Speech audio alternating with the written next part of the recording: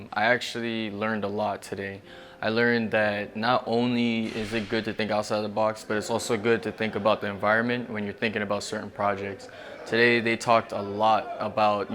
their new project that they just started with, the sustainable project. And with that project, they took a lot of wasted trash that's in the environment and reincorporated it back into the aircraft itself.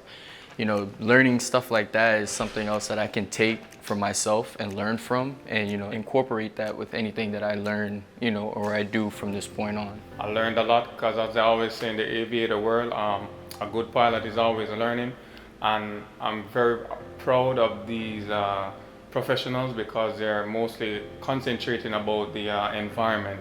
and how they use raw materials and implement it back into a sophisticated aircraft that we love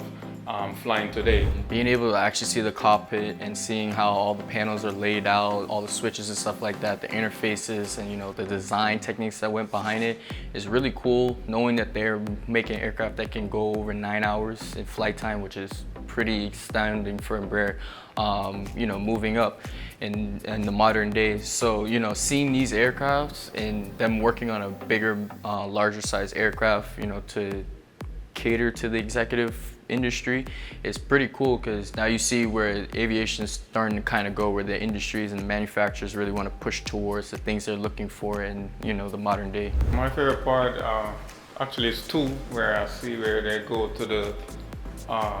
junkyard, as I say, or the airplane yard, and get those raw aluminums and crush them together, and you have a new product being formed which can be used back into the aircraft, which saves a lot of money. On the other side, I was very interested in the 3D part to see how, say for instance, now a new customer like myself come in and I have a good design in my head and they create it out by doing 3D,